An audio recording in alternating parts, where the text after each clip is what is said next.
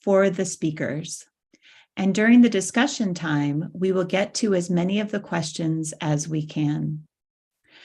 I'd like to remind you that a recording of this webinar will be available immediately after on the Data for Nutrition YouTube channel, and presentations and a Q&A summary will be posted in the community in the coming week.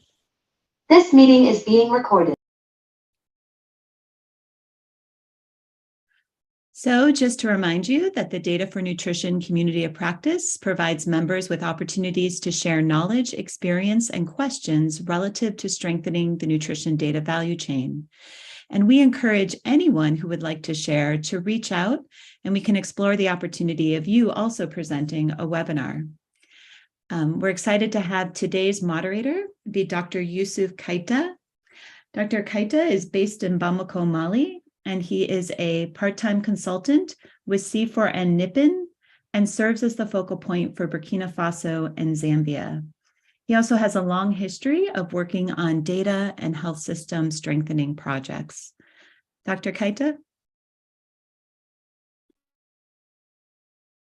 Yes, Rebecca.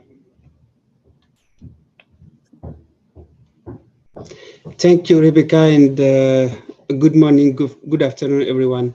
Today, pleased to introduce our two amazing speakers of today's webinars. Our first speaker is Dr. Ingo Ne. Ingo is a medical doctor consultant specialized in public health, nutrition, and pandemic humanitarian preparedness and response. He has more than 20 years work experience, primarily in Asia, Middle East, and South Asia, but also in Africa. Dr. Ne joined C4N early 2020 as consultant supporting the NIPN project. Before he served as UNICEF Nutrition Cluster Coordinator on the Rohingya refugee response in Bangladesh from 2018 to 2019. And from 2013 to 2015, Ingo's work with REACH Initiative and Scaling Up Nutrition Movement Secretariat in Nepal fostered expertise in multi-sector, multi-stakeholder, multi-level coordination architectures. Let's warmly welcome Ingo. Our second speaker is a lady from Ethiopia, Dr. Aregash Samuel, a nutritionist and senior researcher at Ethiopian Public Health Institute, APHI. She joined APHI in 2007 and has since played key institutional leadership roles and served as a PAI and co-PI for diverse research activities.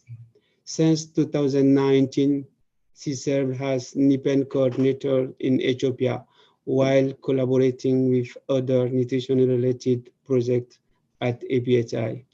Dr. Aregas has a PhD in nutrition and health science from Wageningen University in the Netherlands and a MS in food and science and nutrition from Nadu Agricultural University in India. Warm welcome to you, Dr. Aregas. Let's give first the floor to Ingo to present the case study. After Ingo's presentation, Aregas will have 15 minutes to share some key updates from the NIPN Ethiopia. Ingo, the floor is yours, and you have 20 minutes. Okay, thank you very much. And I'm happy to be here to be able to present this experience with the case of NIPN in Ethiopia. Here on this slide, you will see also the online link where you might be able to access the document if there's interest. So please go ahead there. Next slide, please. So the background, the idea why did we do this case study was to actually see whether there's some interesting experience with the way how NIPN in Ethiopia has been integrated in the existing formal nutrition coordination structure. And in this case, specifically, what is called there the Monitoring, Evaluation and Research Steering Committee, or MER-SC, MER-SC. and then to see also whether NIPN's approach and its integration into the structure in some ways might have enhanced its support that it was able to provide to the overall multi-sectoral coordination and collaboration mechanisms of relevant national plans and strategy. And they were, when NIPN started there, the National Nutrition Strategy and the National Nutrition Plan 2, and now it is the new Food and Nutrition Strategy. So to see whether there's something that might also be interest for other countries, for other NIPN teams, but maybe, and that's also why we put it on a more global stage here in this webinar, maybe also for others. Next slide, please. So we also wanted then to look also specifically whether any of the NIPN core activities like the policy question formulation process, capacity development, etc., was perhaps better aligned and better contributed to national plans, national priorities through this integration into the structure. And in return, did it actually then enhance the potential impact of what NIPN was doing and producing, including, for example, capacity development activities? So was the work that NIPN did enhanced through the way it was integrated? Next slide, please. Just for those who who are not very familiar with the situation in Ethiopia, here I show you a little bit a slide about the nutrition governance structure. Arigash, if there have been in the meantime any changes, please, or later on when you present your slides, also let us know. So for the implementation of the National Nutrition or Food and Nutrition Strategy and national plans, you have the National Nutrition Coordinating Body. Then there is the National Nutrition Technical Committee, and under that committee, you have three committees. They are sometimes called subcommittees, sometimes called steering committees. You have the Nutrition Program Coordinating Committee. You have on the left, you have on the right, the Food Fortification Program Committee. And in the middle, you have the, as I mentioned already, it's actually called the Monitoring, Evaluation and Research Subcommittee, or steering committee. So, and this is where NIPN is in fact part of it. And that's not because NIPN was necessarily added when it started as a specific initiative, but maybe by chance to some degree, because the implementer of the NIPN program in Ethiopia is very much the Ethiopian Public Health Institute, EPHI. And EPHI was already a member of the steering committee and actually a chair. By now it is co-chair because another institution from agriculture sector is also co-sharing now. So thanks to the fact that EPHI was already part of the steering committee, so NIPN automatically became included as well. Next slide, please. The methodology, just very briefly, we did a literature review. Then we designed a list of guiding questions for those that we wanted to interview. And the case study or the interviews were conducted, as you can see, between August and September 2021. We interviewed 16 informants from 13 different organizations. Then a report was drafted, shared with the stakeholders in Ethiopia for their feedback, and then it was finalized. So this case study was done in 2021, not, let's say, in 2022. Next slide, please. Here, very briefly, only you see the different organizations and people that we introduced. So I don't want to go into the detail here. Next slide, please. So the findings we will present, or I will present them according to three main areas that we looked at. The first focus area was NIPN contributions to multi-sector, multi-stakeholder coordination and collaboration. How had the integration of NIPN within the MER steering committee potential impact on NIPN's contribution? The overall feeling based on the interviews that we conducted for the case study was that there was one advantage by NIPN being part of this monitoring, evaluation, research steering committee, which very much brings together various partners and stakeholders in Ethiopia related to very closely linked issues, closely linked to NIPN core activities, data management, data analysis, and then evidence creation. So by being part of that, it was felt that the products, outputs, and the evidence that NIPN produced could easily and directly communicate it with this relatively high-level committee, which meant that NIPN actually had an easy access to gain visibility with the members and with different sectors, as it is a multi-sectoral committee. Because of that, it was easier for NIPN than to inform and potentially influence policymaker and the process, the discussions, etc., that took place there. And also the committee itself had an opportunity then to feedback to NIPN and to guide the planning and the implementation of activities of NIPN in a way how they felt it would actually maximize the benefits and align it with broader overall needs and objectives, and not only pursuing NIPN direct, let's say, project objectives.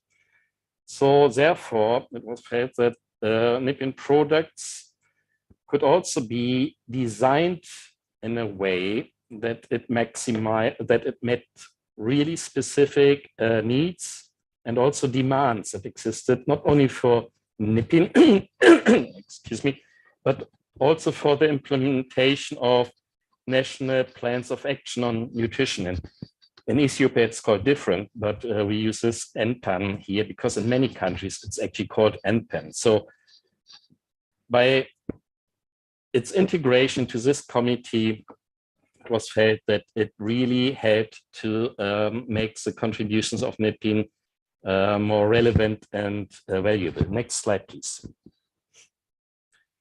The second area about specific contributions to policy and program development. So the MER steering committees, which is not just focusing on NIPN activities, NIPN information and data, but is broader and has, as I mentioned, involves other stakeholders. They actually had the opportunity to request NIPN to conduct specific studies and activities that they felt that they could use or would be of relevance for specific plans and activities. And very specifically, that was done, for example, in the process of developing the new national food and nutrition strategy. So NIPN was very specifically asked to conduct certain studies to provide information or evidence that then had to inform the new FNS. So the NIPN conducted a progress analysis, for example, on previous National Nutrition Plan number 2, which was then also used to design an M&E framework for the new FNS. And also by the fact that NIPN was or is regularly present in the meetings, which not only discuss NIPN issues, but they discuss other issues as well. And so NIPN is always aware, just by sitting there, about some other relevant activities, plans that they might not be if they would not be part of the committee and would require this information then to be shared after committee meetings with other stakeholders. So they immediately heard, and that also enabled them to see whether certain activities that NIPN was planning could perhaps be done a little bit different. And by doing so, it might actually help also to provide inputs and evidence for other plans that were discussed in the MER-SC committee. Next slide, please. So the third area was then the contributions, how it might have impacted on NIPN's contribution to capacity development, which is also an important core activity of NIPN. It was felt that NIPN has conducted capacity development activities, even though there were some limitations because of COVID-19. And they were considered very valuable indeed. Also, this may have been irrespective of the fact that NIPN was part of the MER steering committee, even if NIPN would not have been part of it. So these activities might still have been considered very important. And then because of that, and there seems to be a very great need of capacity development, it was actually also suggested that NIPN should continue such contributions, capacity development, but maybe not even focusing on data management, data analysis issues, but perhaps also including capacity development specifically in other sectors or at subnational level on basic nutrition issues, even though that's not really the core mandate of NIPN, but because the capacity development were very well received and appreciated.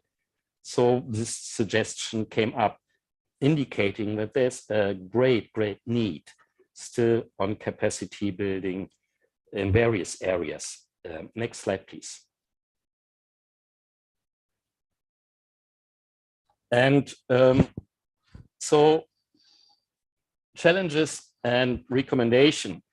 It was felt that when NIPN phase 1, that's a couple of years ago, was planned, some stakeholders should have been involved maybe, and also some other sectors, which was not necessarily very much the case.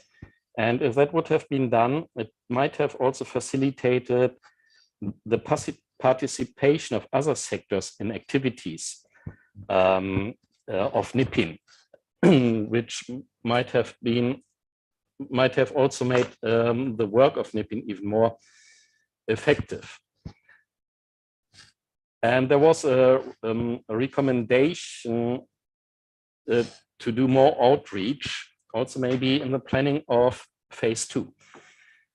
It was felt that more high-level multi-sector advocacy supported by NIPN could also improve the understanding of officers in other sectors that are not regularly dealing with nutrition. Nutrition is not their main objective, to really better understand the relevance and importance of their contribution and also of their cooperation in the area of nutrition and malnutrition, but also then what benefits they might get out of it by participating in contribution. So how could improved nutrition help the education sector, for example? Next slide.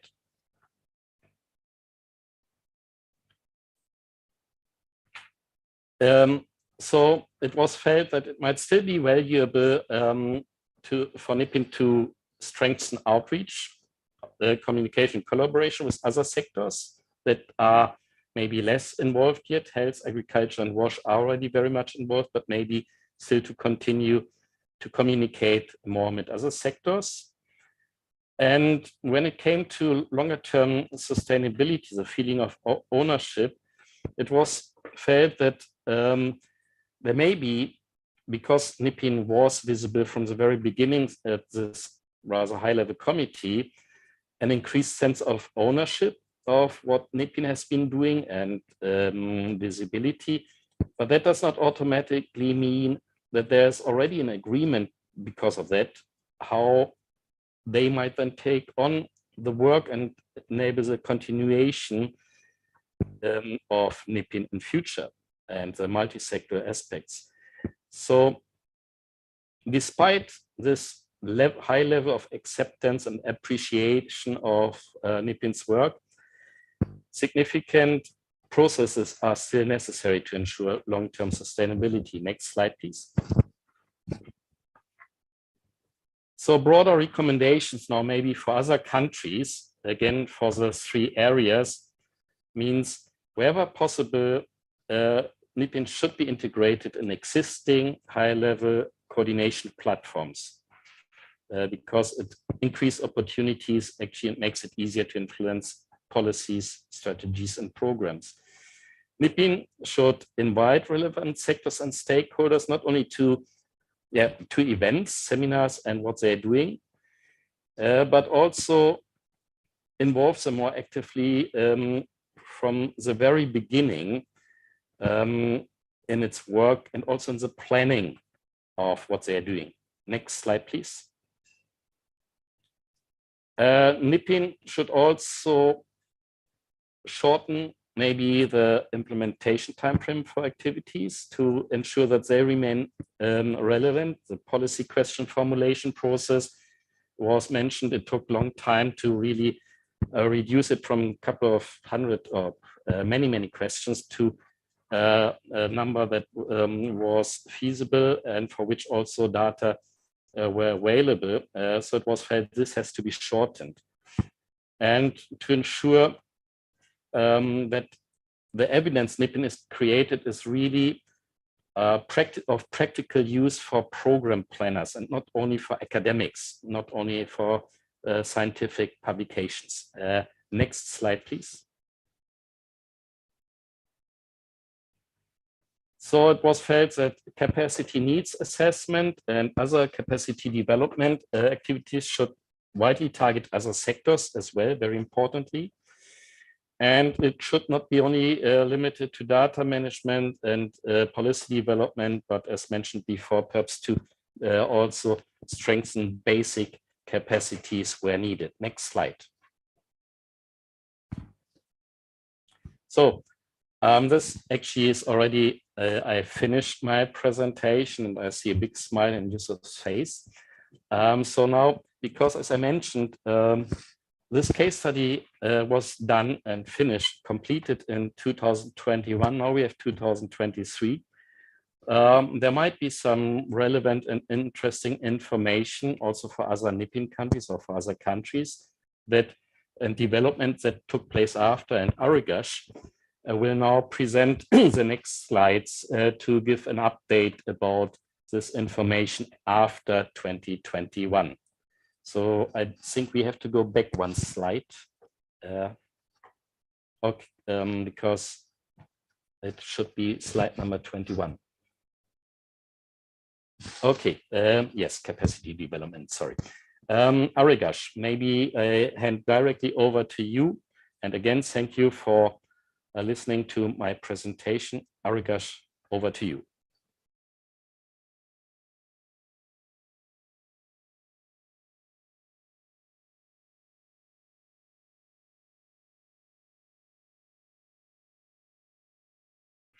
Arigash, if you are talking, we do not hear you. Arigash, can you hear us? Yes, yes. Hello? Okay, the floor is yours. Okay, thank you very much for giving me this opportunity. In the next 15 minutes, I will tell you the updates from NIPN. Thank you, Ingo, for taking us through the previous activities of NIPN. So I'll just give you highlights. Ingo has already addressed some of our activities like capacity development. We have already continued giving different types of capacity development activities. For example, very recently, we have organized a training for media professionals, both private and public media houses, on the role of mass media in public health transformation and communication. So this training was a 2.5 days training, and on the second day we also provided them a kind of orientation on why nutrition matters. So apart from the role of mass media, we have also used that opportunity to provide more knowledge and awareness to media professionals on why nutrition matters. So that was one of the recent training given to private and public journalists. Apart from that, we also provide training for monitoring, evaluation, and research steering committee. Ingo has previously described about MER-SC. So the strategy is supported by different steering committee, one of which is Monitoring, Evaluation, and Research Steering Committee, which is chaired by EPHI, Ethiopian Public Health Institute. So we have also conducted a training need assessment to identify what are the training needs of the steering committees. So this Monitoring and Evaluation Steering Committee is a combination of multisectoral and government, multisectoral offices and also development partners. So after having this training need assessment, we have also conducted one training, which I will talk about it later on. So these are some of the examples of capacity development activities we engage with our stakeholders. Apart from this, we do have outreach events. For example, University of Gondar had organized a PhD week, and they had invited us to present about NIPN. So we have used that opportunity to present about NIPN and also to distribute some of our products to the PhD week participants. Apart from this, we had also outreach events in annual review meetings organized by Ministry of Health, where high-level, high-ranking officials also attended. For example, our minister was there, and also one of the regional presidents was also in the meeting. So we had a place to exhibit our NIPN products there. And also we had also a chance to participate in one of the annual review meeting organized by Ministry of Agriculture. There also we had provided presentation on NIPN, plus also we had also exhibited our NIPN outputs. Apart from this, just to highlight on governance and coordination of NIPN, as you all know, as most of you might know, NIPN is now in its second phase.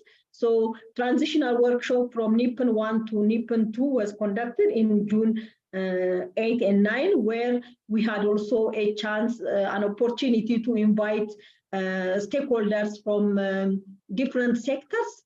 So the MER-SC means the Monitoring, Evaluation, and Research Steering Committee members from different sectors plus academia were invited in this transitional workshop. So this kind of outreach and organizations have helped NIPN to increase its visibility. Next slide, please. Yeah. Apart from this, just to highlight on the policy question formulation process, what we are doing differently than before is we already started having consultative meeting with sectors. For example, in responding to a question on biofortification, we started discussing about this policy question with the Ministry of Agriculture people from the beginning onwards. And very recently, for example, we also have one policy-related question from Ministry of Education. So the consultative meeting is going on to more concretize and to more gear our policy question to the interest of the Ministry of Education. To highlight on about NIPN and NISP collaboration, very recently, the Nutrition Information System is also collaborating with the NIPN. As you know, these two projects are EU-funded projects. So we are also taking this opportunity to collaborate together so that we have a clear agenda and a clear objective set to pursue. And to highlight few points on NIPN 2, in NIPN 2, we are focusing, or we are aiming to involve academia more in responding to policy questions. In the previous 4 years, NIPN was trying to respond to policy questions by itself, but now we want to distribute some of the policy questions to universities so that they do respond to such policy questions following the NIPN processes. And as I said earlier, here we already started having consultative meeting with sectors, so we will continue throughout the project period. We are going to deal with respective sectors in responding to specific policy questions. And I would like to highlight also on NIPN sustainability. As you know, NIPN is a project, so we want to work from now itself on. Actually, we started working on sustainability of NIPN even in NIPN phase 1. So now more in concrete stage, we already planned. And we are also doing a feasibility study to cascade NIPN to regions. So as this moment, NIPN is only at federal level or at national level, but we want to at least cascade NIPN to one region, or if possible to 2 regions by the end of the project. So to do this, we have already set a concept note, and we have already started data collection. Right now, as I speak, my colleagues are in data collection in one of the regions. So after finishing the data collection, we will concretely know to which region we can start cascading NIPN activities. And the other important activity we are doing is to ensure NIPN sustainability. We have already included some of the activities in Ethiopian Public Health Institute's annual plan. For example, capacity development activities, seminars like these webinars, and policy question formulation process. Some of these activities are already included in the Institute's annual plan, so which helps to ensure the sustainability of NIPN activities after the project period. The other important thing we did recently is we have already conducted end user assessment. So we have already responded to a few questions from sectors. Then we already started asking those sectors, not we, actually we sent independent person or independent colleagues to go and find out how the NIPN output helped that specific sector. Next slide, please. Yeah, this slide is just to show you an example of NIPN output.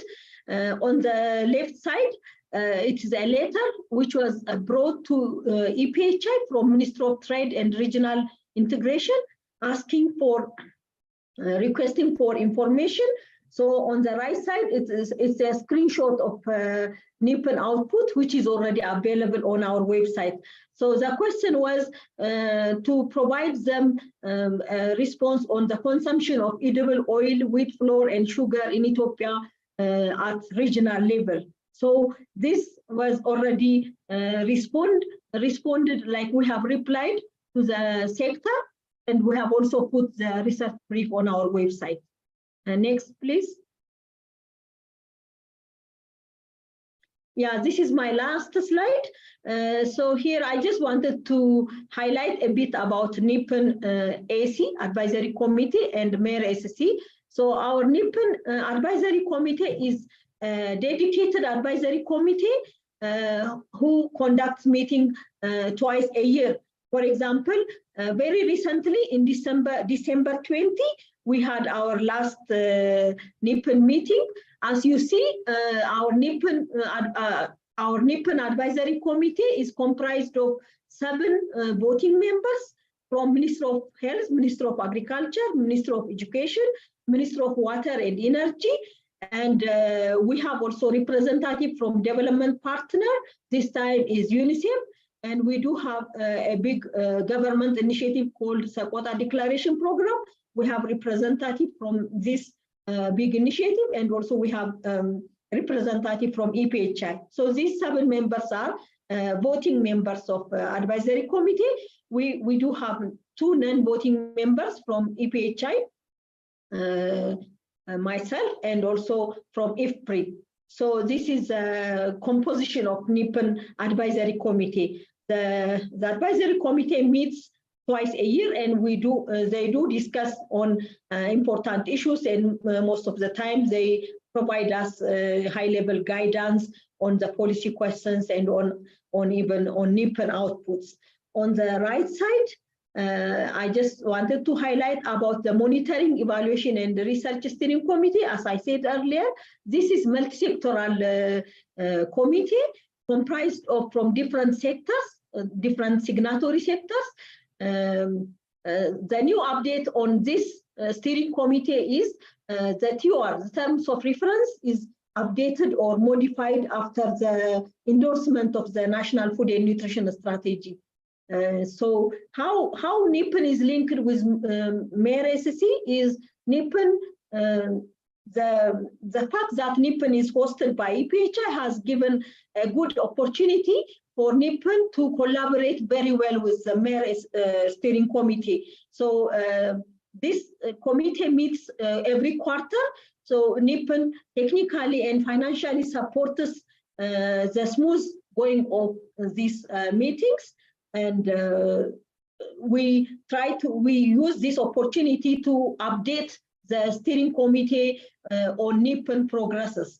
And when I started my presentation, I told you that we have conducted training need assessment. So training need assessment was conducted with MER steering committee members. One of the area identified was partnership management and stakeholder collaboration. So the training on this topic was given to MER-SC members on December 23. So these are some of the highlights which are recently performed by NIPN Ethiopia. Thank you very much for your attention, and over to you, Yusuf. Thank you very much, guys. Thank you, Ingo, for this great presentation and the respect of the time. So that left some time for Q&A session. Now, we already have some numbers of questions in the Q&A chat box. The first one is from Christopher Mairo, and that question is formulated that way: where expert insights solely used to contextualize and localize NIPN product, what was the place of the local stakeholders, especially across the policy cycle, in the design and distribution of communication product? I think that question should go to Aregas. So Aregas, you have the floor to answer that question. If you want me to repeat, I can do that, please. Yeah, would be good if you repeat once, Yusuf. Okay, where expert insights solely used to contextualize and localize NIPN product, what was the place of local stakeholders, especially across the policy cycle, in the design and distribution of communication product? Okay, thank you, Yusuf, and thank you, Christopher. Previously, when we get a question, we used to directly start answering that question, but not very recently, like starting for the last 2.5 years, we started engaging the sectors. For example, if we take the question on biofortification, After identifying the question, we went to the Ministry of Agriculture. We spoke with the responsible person. We had also key informant interview with the sector's researchers, and through different consultative discussion, the concept note was developed, and finally the report was finalized, and even the presentation was made for NIPN Advisory Committee. We had also the same presentation for MER-SC, for Monitoring and Evaluation Research Steering Committee. So we got comments during different occasions, during like advisory committee meeting, steering committee meeting. After enriching the document with their comment, we already shared this report to the Ministry of Agriculture. In fact, as a following of that communication, the Ministry of Agriculture, they wanted to have, actually we wanted to have a dedicated morning or afternoon to disseminate this finding, but the Ministry of Agriculture officials, they said they want to have, they will contact us back, and we are waiting for their call to have that workshop. So we are planning to have a half-day workshop where we invite all the responsible people from Ministry of Agriculture and do the presentation again with that Ministry of Agriculture. For example, also if we take Ministry of Trade, there was a question on fortification, like they wanted us to tell what are the challenges and what are the lessons on fortification from other countries who have already implemented in their respective countries. So a review was made by our team, and that presentation was delivered in one of the meeting organized by Ministry of Trade. And as a result of, we hope that our analysis has helped the Fortification Steering Committee to make that decision. So now, for example, wheat flour fortification has become mandatory very recently. So we believe that our analysis had contributed to this decision. I hope I have answered your question. Maybe if my points are not clear, let me know again. Thank you. Thank you, Aragas. I hope to. And the second question is from Sarah Wheeler. Could you describe the types of related capacity building that were of great interest? I think that question also goes to you normally, Aragas. Okay, thank you. Thank you, Sarah. Thank you, Yusuf. Usually we give training based on the training need. So very recently, as I said earlier, on partnership management and stakeholder collaboration was a training need of Monitoring and Evaluation Steering Committee that was delivered to this group. And before that, we had also delivered on project management, monitoring and evaluation. And we also have delivered a training on how to review a research question, and also how to write scientific articles. And we had also training on stata. So this training was given, like, I think more than two, like, I think it was given like 3 times. One was tailored to a specific group, and usually the other 2 training was given just a training on basic data. How that is for researchers, how to analyze data using data. And also once the training was also given how to use DHS data for analysis. So how to duplicate the same result as it is in DHS report. So that type of trainings were given.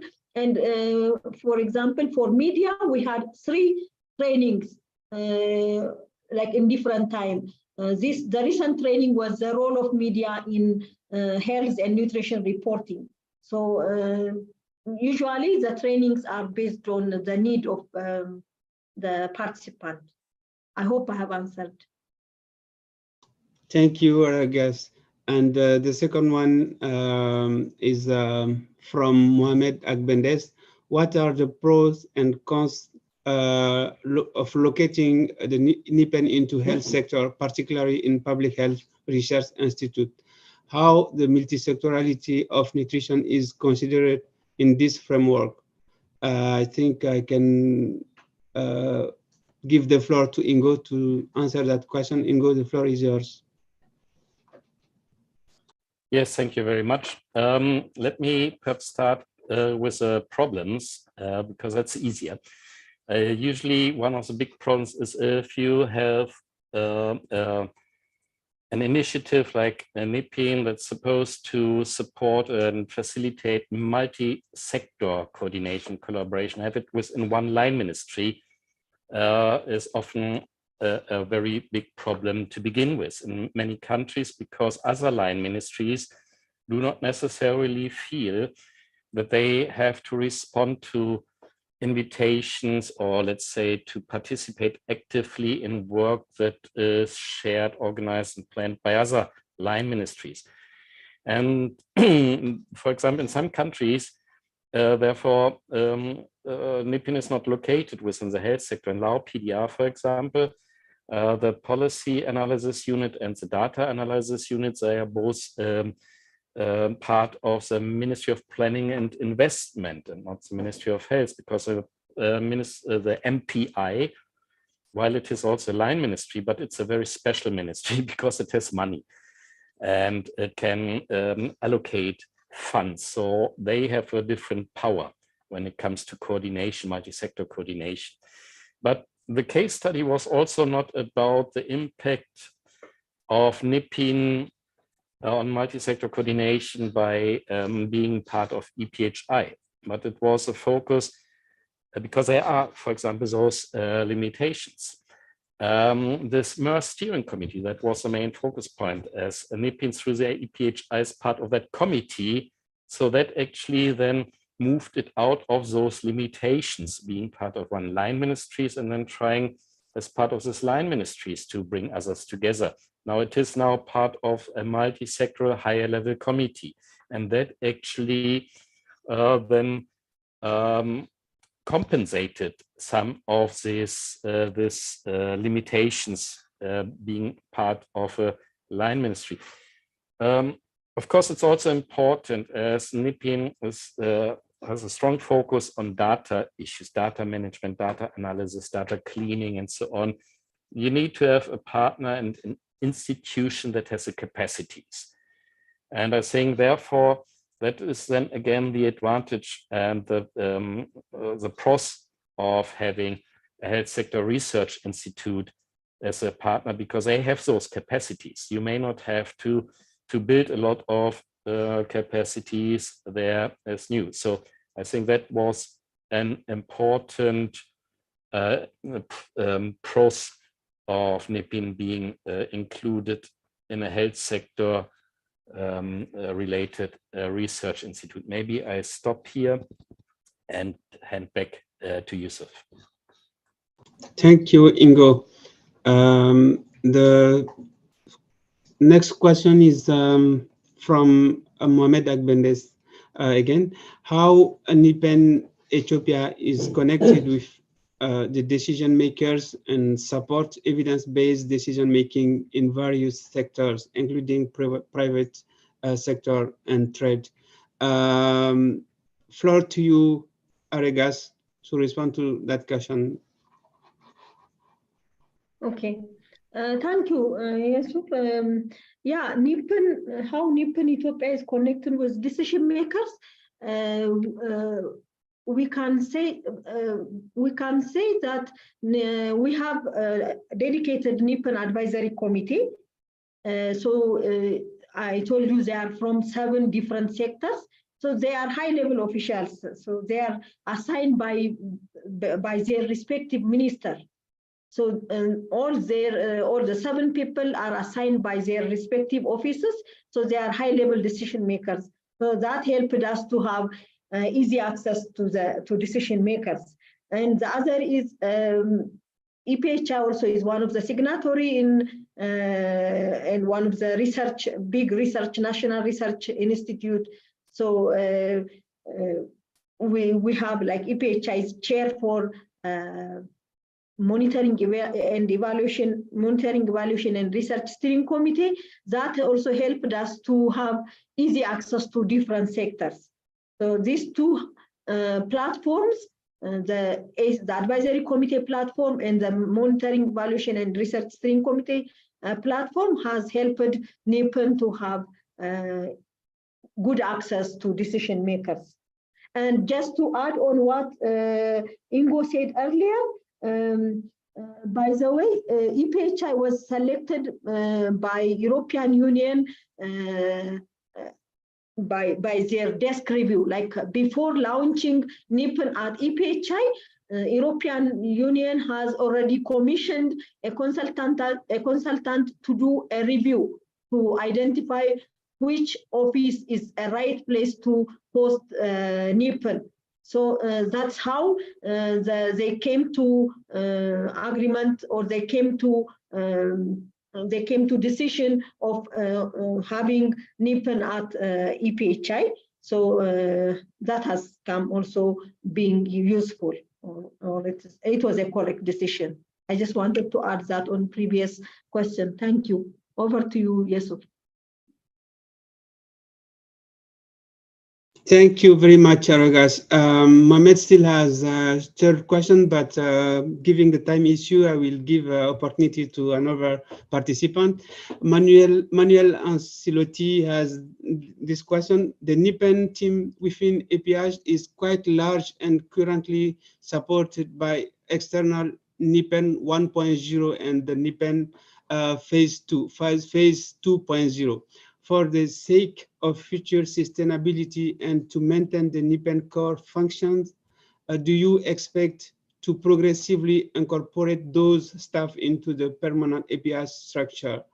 Maybe I can give the floor to Ingo for 5 seconds and finish with Aragas. You have 1 minute to respond to that question. Thank you. Thank you very much.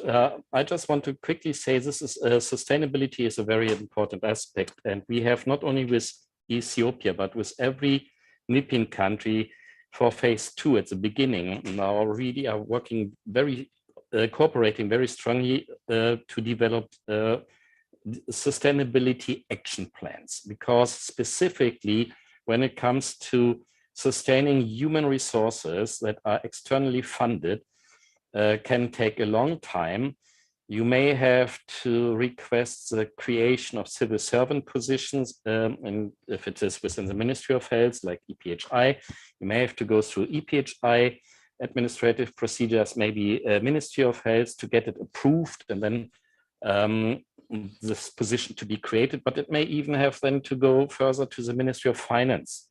So that is a very important aspect. Some may not all may have to be maintained by EPHI. There might be other options, but this is a process that can take a long time.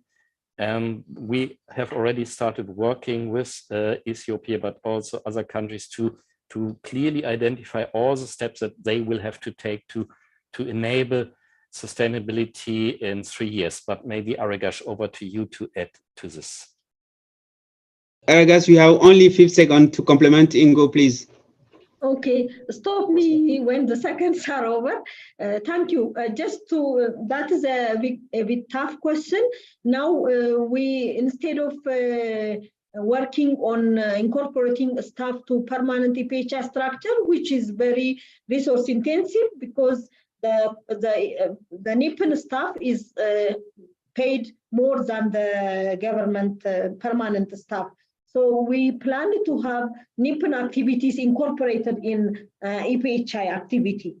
So if we get fund, then we will be very happy to have the NIPN staff also stay working on NIPN activities in government structure. But at this moment, instead of thinking that way, we are planning to incorporate NIPN activities in government plan. So that is the plan for the next few years. But if we get funders, I think that also is a good option. Thank you. Thank you very much, Aragas. Now I'm handing floor to Rebecca for the wrap-up session. Thank you. Floor is yours for Rebecca. Great. Go ahead to the next slide. Well, we just really want to thank everyone for participating in today's webinar. Thank you, NIPN, for using Data for Nutrition as a platform to reach out with your content.